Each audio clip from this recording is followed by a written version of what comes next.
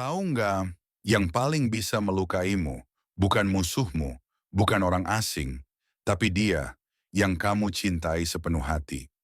Yang kamu benci di orang lain, itu kamu sendiri. Pernah nggak sih lo kesel banget sama orang?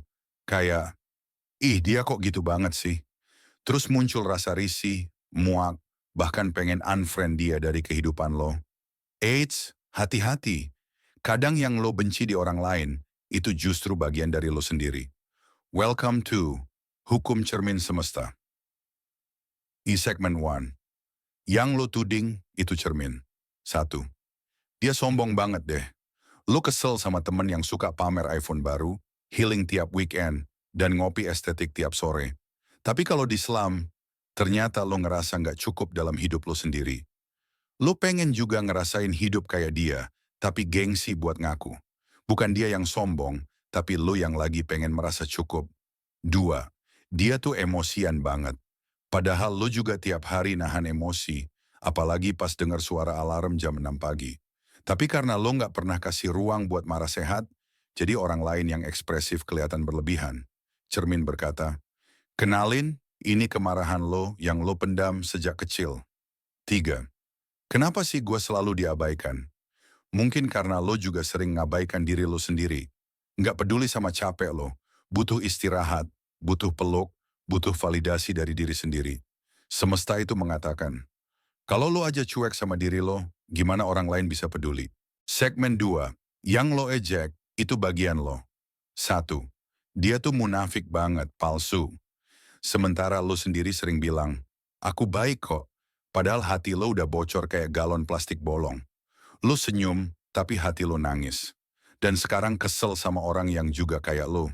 Lo lagi ngejek bayangan diri lo sendiri. Beb, dua, dia merendah untuk meninggi, jijik deh. Kenyataannya, lo juga kadang pasang status. Semua hanya titipan. Padahal pengen dipuji udah beli rumah cash. Yuk jujur dikit sama niat dibalik kerendahan hati lo itu.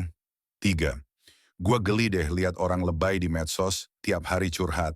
Tapi lo juga lagi pengen curhat, cuma takut dianggap lemah. Jadi lihat orang lain ekspresif dikit, langsung kesal. Mungkin sebenarnya itu sisi diri lo yang pengen didengar. Ke segmen 3. Korban dari diri sendiri. Satu, kenapa sih orang selalu manfaatin gue? Karena lo juga sering manfaatin diri lo sendiri. Ngeiyain semua permintaan orang, padahal lo capek banget. Lo rela berkorban demi cinta, padahal diri lo sendiri lo cuekin.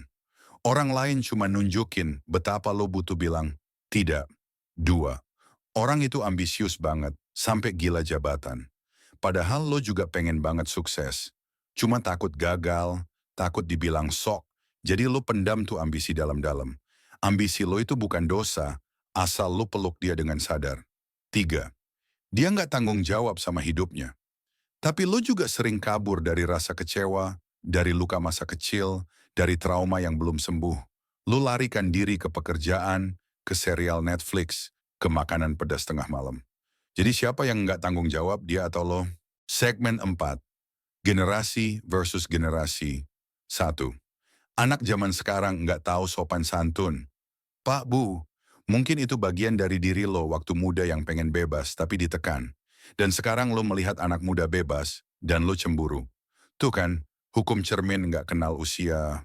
Dua, dia manja banget. Padahal lo juga dulu pengen manja, pengen dimengerti. Tapi dibilang lebay, jadi sekarang lo keras sama diri lo dan orang lain. Cermin berkata, yang lo tolak sebenarnya bagian lo yang butuh dimanja. Tiga, dia pemalas.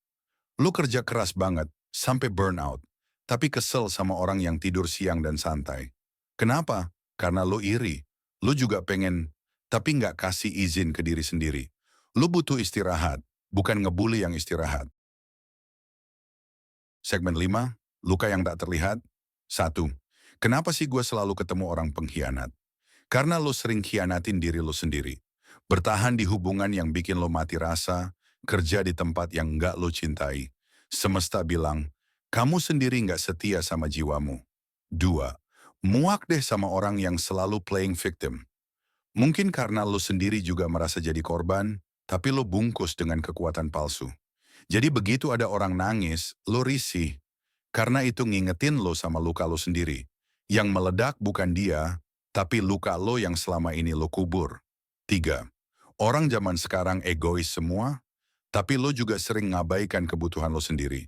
Nggak pernah nanya, gue maunya apa sih? Lo sibuk ngasih ke orang lain, berharap dibalas. Egois itu bukan cuma tentang ngambil, tapi juga tentang lupa ngasih ke diri sendiri. Segmen 6. Cinta, luka, dan tubuh. Gila ya, cowok itu naksir bentuk tubuh gue. Jijik. Ada seorang perempuan yang langsung marah besar waktu temannya bilang, gue suka bentuk tubuh kamu. Kamu tuh menarik. Reaksinya meledak.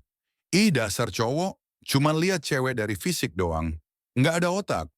Tapi kalau direnungin lebih dalam, kenapa komentar itu begitu menyakitkan? Karena mungkin dia pernah merasa tubuhnya kotor, pernah disalahkan atas sesuatu yang bukan salahnya, atau pernah merasa disayang hanya karena kulit, bukan karena jiwanya.